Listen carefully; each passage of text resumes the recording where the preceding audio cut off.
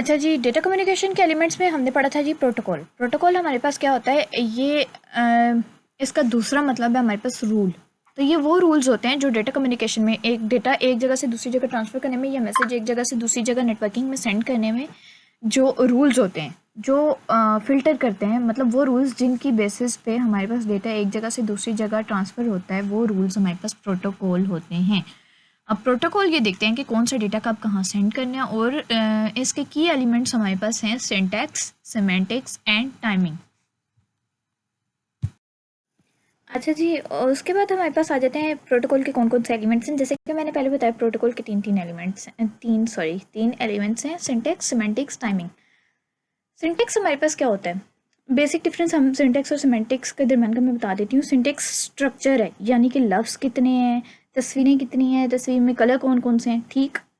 Structure या format of your message है, ठीक, योर डेटा है।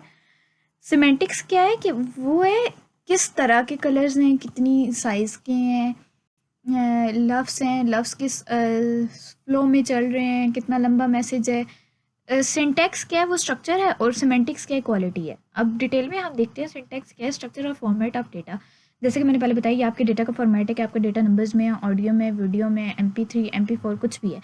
और दूसरा ये बताता है, indicates how to read the bits, और ये बताता है कि जो डेटा हमारे पास आ रहा है, बिट्स क्या है, डेटा के हिस्से, जो डेटा हमारे पास आ रहा है, फील्ड डिलीनिएशन, उसको किस तरह से हमने ट्रांसलेट करना है, ठीक हो गया। सिमेंटिक्स क्या है, इंटरप्रेट्स मीनिंग ऑफ बिट्स, ये जो डेटा आ रहा है छोटी छोटी फॉर्म्स में हमारे पास, ये उनका मीनिंग बताता है, उनकी क्वालिटी बताता है, वो क्या है क्या। और knows which fields define what action, और इससे पता होता है कि कौन सा मैसेज किस तरह जाना है और कहाँ जाना है, और मतलब वीडियोस में जाना है, ऑडियोज में जाना है, ये एक्सप्लेनेशन है उसकी बेसिकली।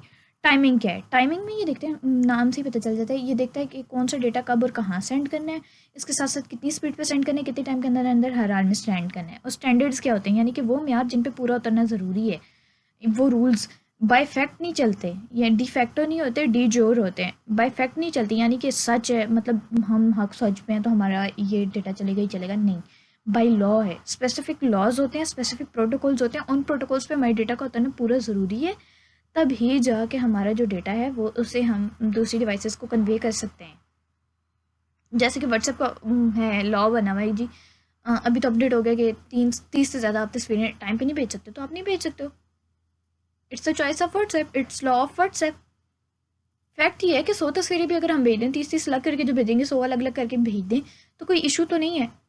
लेकिन वो व्हाट्सएप का लॉ है, आप इसमें कुछ भी नहीं कर सकते हो। तो आपके मैसेज को कन्वे करने के लिए आपको उन प्रोटोकॉल्स को फॉलो करना ज़रूरी है, या आपके मैसेज का प्रोटोकॉल्स के मुताबिक होना ज़रूरी है, अदरवाइज वो कैंसिल हो जाएगा। उसके बाद हमारे पास आ जाते हैं प्रोटोकॉल्स एंड स्टैंडर्ड्स, मतलब प्रोटोकॉल्स क्या हैं, रूल्स हैं, और स्टैंडर्ड्स क्या हैं, वो लॉ जिनके मुताबिक हमारे मैसेज का होना ज़रूरी है, ठीक हो गया। बेसिकली एक ही चीज़ है। अब स्टैंडर्ड ऑर्गेनाइजेशंस जो हमारे पास, वो स्टैंडर्ड, वो प्रोटोकॉल, मेनली वो प्रोटोकॉल जिनकी हेल्प से या जिनके मुताबिक हमारी नेटवर्किंग होती है, वो डिफरेंट हैं। यहाँ पे 5 बताए हैं। एक होती है ISO, International Organization for Standardization. दूसरा है ITU-T, International Telecommunication Union, Telecommunication Standards. फिर है American National Standards Institute, Institute of Electrical and Electronic Engineers, Electronic Industries Association. ये स्टैंडर्ड्स हैं, ये लॉज बनाते हैं, ये लॉज को अप्रूव करते हैं, और ये मेक श्योर जितनी भी नेटवर्किंग है वो इन रूल्स के मुताबिक हो।